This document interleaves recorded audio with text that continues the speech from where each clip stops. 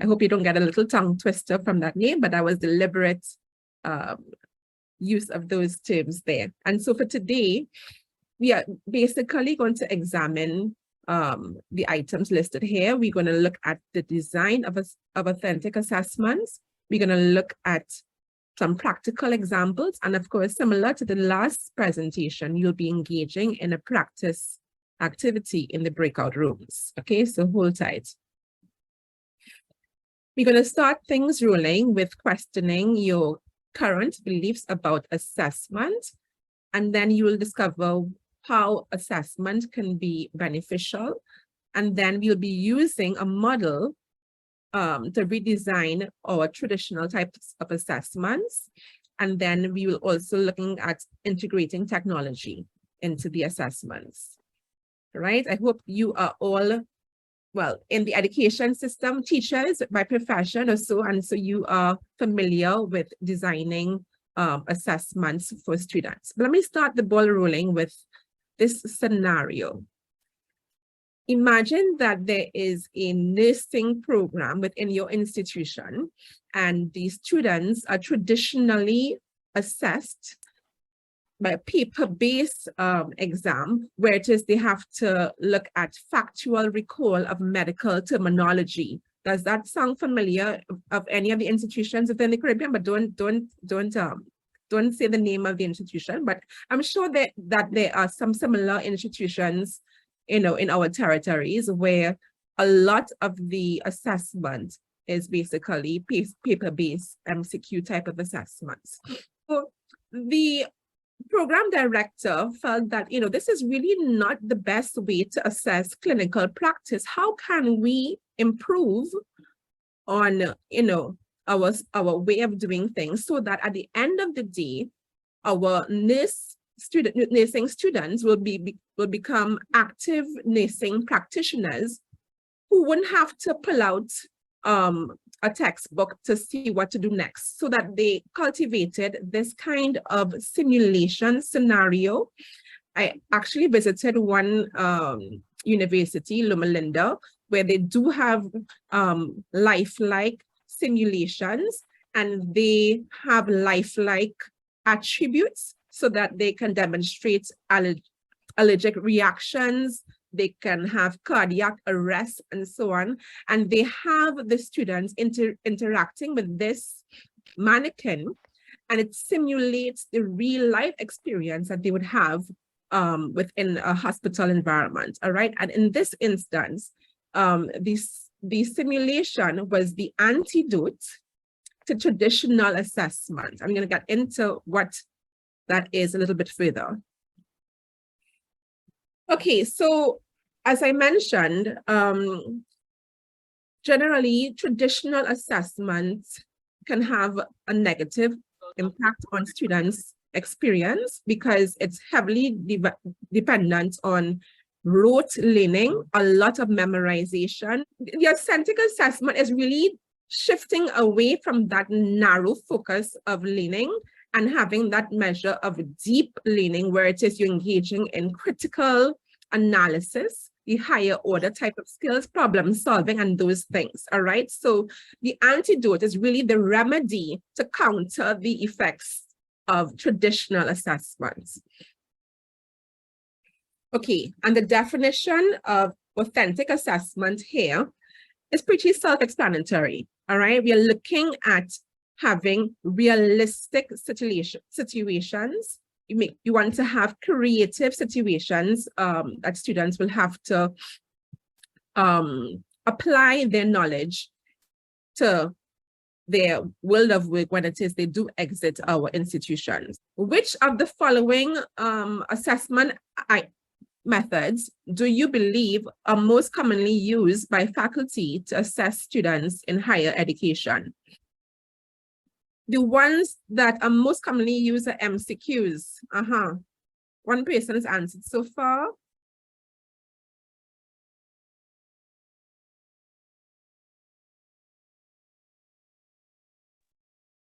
Okay, I'm seeing essays. And they're more or less competing with MCQs as the most popular form of assessment within our institutions.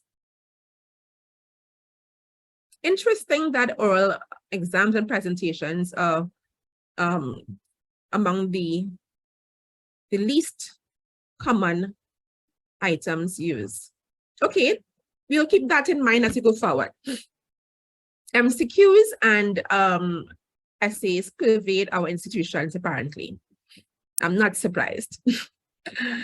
The next, authentic assessments are only useful for assessing practical or vocational skills, not academic knowledge.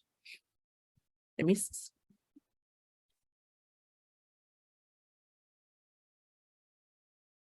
Okay, 26 of you said false, and you would be correct, because authentic assessments are supposed to be the real life application of knowledge. In order to apply things, you have to know them. So it does combine the actual academic knowledge as well as the skill in executing whatever task or performance.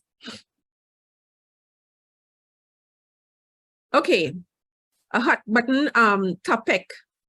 Cheating is less common in authentic assessments compared to traditional assessments. And I'm seeing most of you are saying true, but some are saying false, and it's varying as you go along. And I'm not very surprised by this. And the answer to the question is there is no correct response, right? If it is you were to answer true, that cheating is less common, that can be the case, because if it is you are engaging in authentic practices where they have to simulate real world experiences, it is hard for you to get ready-made answers from, I forgot the name of the site online that people go to. ChatGPT.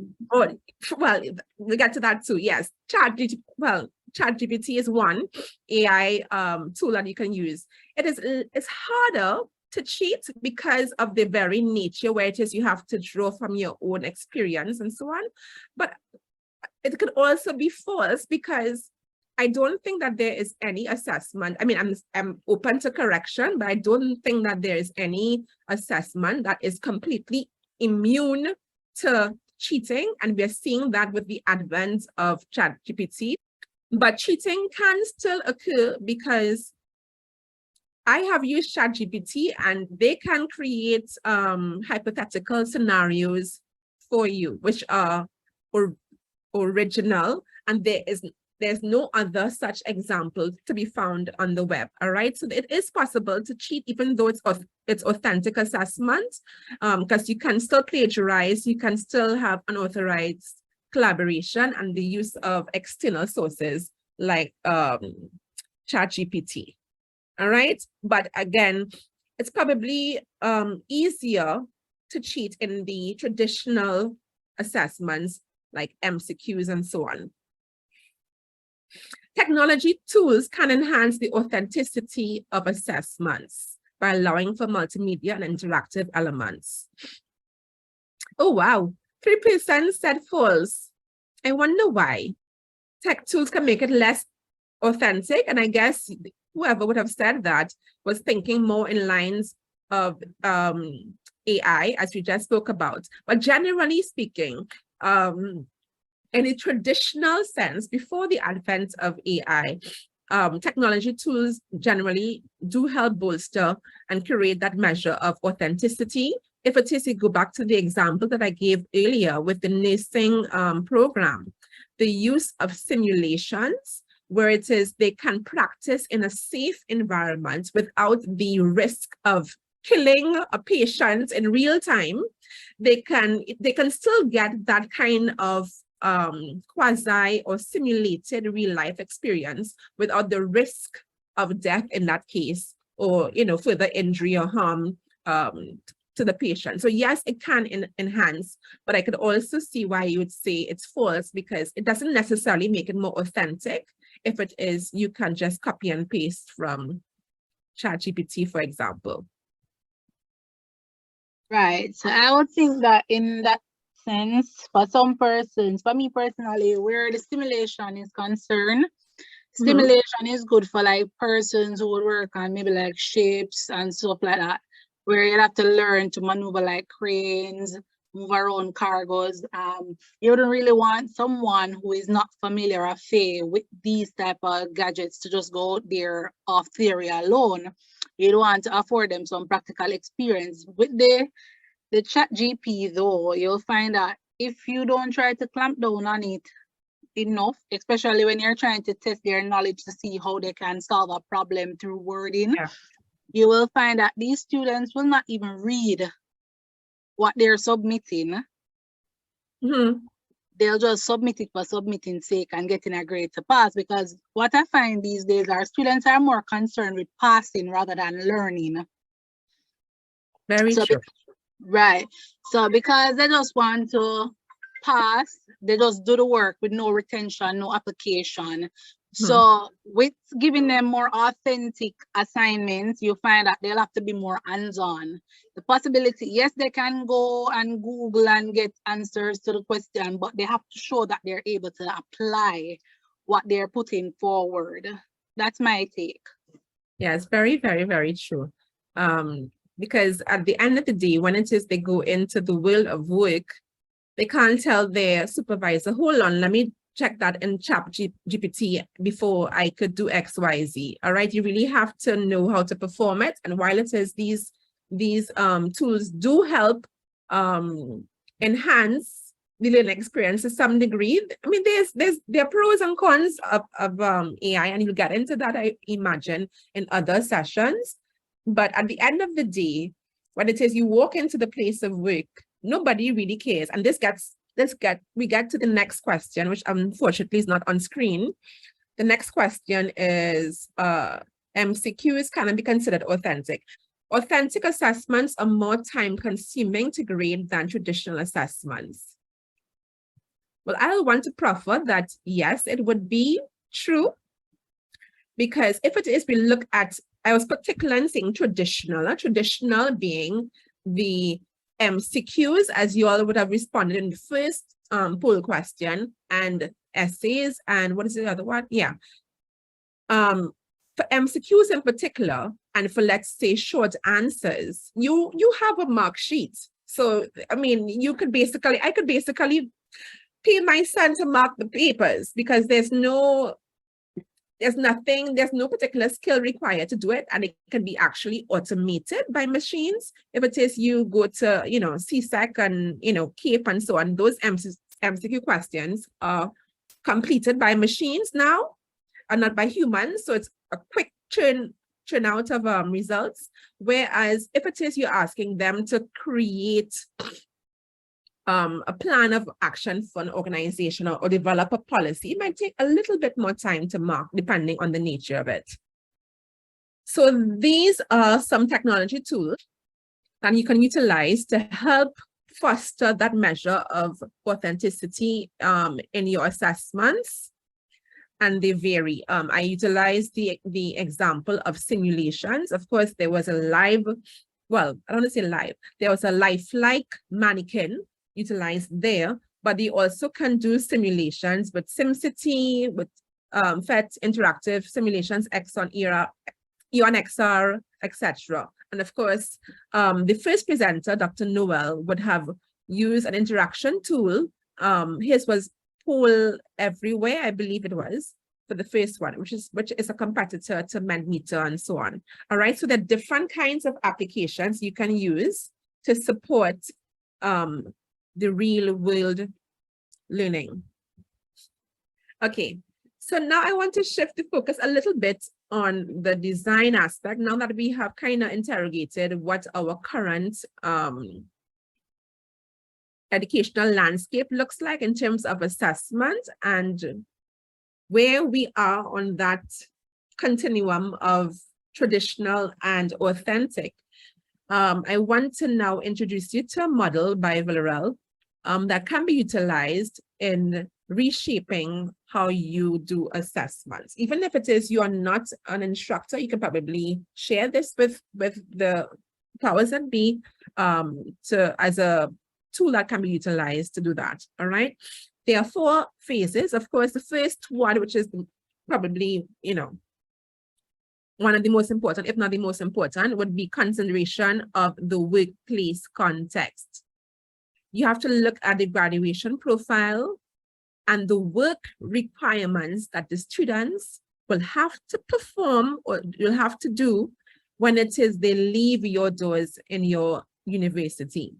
All right, what are they required to do on the day-to-day job? And it's not going to be an MCQ, although there is room for MCQs as an authentic assessment, so long as you build in the scenarios and you have multiple sources of evidence and that kind of thing. Looking at the workplace context, let's use, for example, a student who is a marketing student and is aiming to become a marketing professional. So therefore, the assessment that you are building now would have to incorporate the skills and the knowledge that a typical marketing professional would utilize on the job. All right. The next would be the design of the assessment. Of course, you want to utilize a rich context that reflects real world marketing challenges. What is currently happening in the 21st century world of business in terms of marketing, all right? And try to shape an assessment on that. So we can probably consider the design of a marketing campaign for a new product, rather than having them do an MCQ or an essay on what are the most common marketing strategies or so. Have them actually design this marketing campaign, which would have them utilize higher order skills like creativity, problem solving, critical thinking, and so on. And then next comes judgment. I don't find that it is pervasive, where it is persons include assessment criteria and rubrics for the assessment items. It's important that students understand the purpose of the assessment, its relevance, not only to the course, but to the world of work. And also you want to engage them in the entire process in terms of evaluating their performance as well.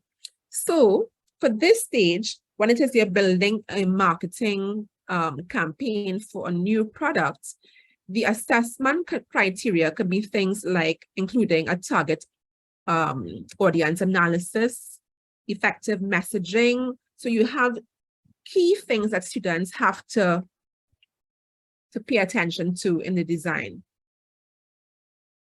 That's interesting. Some people think that involving them, actually I have met, well, I have not met, but I have heard of instances where they actually have the students design their own rubrics as part of the assessment. And it's interesting to see the kinds of things come out of that and the kinds of reasoning, the critical thinking that ensues, because they have to, you know, be on the flip end and think about what is important to produce. And I think by them seeing value in an assessment, that is also going to help in terms of upholding academic integrity. We spoke about how, you know, prevalent cheating is, but one of the ways to combat that, or at least reduce the amount of cheating, would be to be inclusive in terms of the teaching and learning experience, give students ample opportunities to see the relevance of it, build that measure of trust with the students, and establish that community so that they can realize that this is going to be beneficial, not just to get a grade, but there's also practical application when it is I leave these university doors. All right. And in that way, I think they could take more ownership of the learning and be less inclined to result to resort to ChatGPT and so on to get responses. The last stage is feedback. Feedback at each stage. And interesting, of course, formative would be ongoing. Summative would be towards the end, where it is they would evaluate the overall marketing campaign. And sustainable feedback is more so going to be timely and actionable feedback, where students are able to use the feedback, not just for that particular assignment, but beyond. So this marketing campaign, what if the assessment is cultivated in such a way that the students have to find a startup company and introduce this marketing campaign, and they monitor the development of how it was implemented in this startup company and what has been the effects. So that is what I mean in terms of sustainable feedback. All right, so they could see the long-term application as well, and they could also try to evaluate the effect of this assessment, not just at the due date of the due date of the assessment, but also beyond. Right, putting students in the driver's seat, which is where we need to be. All right, so I think you have hopefully a fair idea as to what I mean by this authentic assessment design model: workplace context, design, assessment, judgment, and feedback. Okay, so you have a traditional assessment here. It's science, and they're learning about the periodic table. I mean, I learned that when I was in Form 3, and the example question there is what the atomic number of carbon. If it is, the answer to that question, good for you. You paid attention, and it was beyond rote learning, which is what I did when I was in high school. All right, but you want to transform this into an authentic assessment item using the 4-step model that I showed before. The first step, of course, we have to look at the workplace requirements and the graduation profile. All right, so think about maybe there would be a chemist coming out of this course or so class, and you look at things like water pollution or renewable energy, and you'll have to apply knowledge of the periodic table to solve an issue.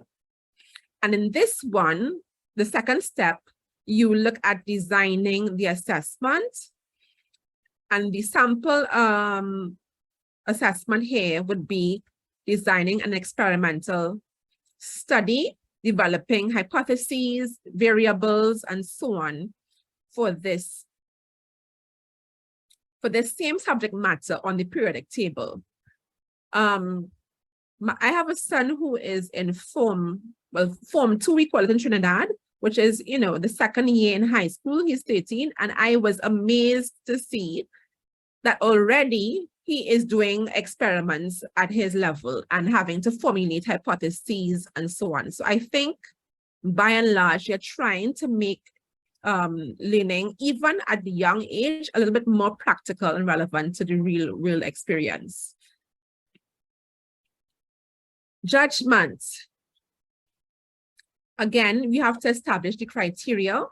So in the rubric or so on, you will have the criterion of completeness of experimental design. Another criterion could be evidence-based, rational, and so on. So you have to give them clear steps as to what is required, and of course, link this back to the authentic, real-world type of experience, all right? Because in the real world, a scientist will have to perform experiments, no doubt.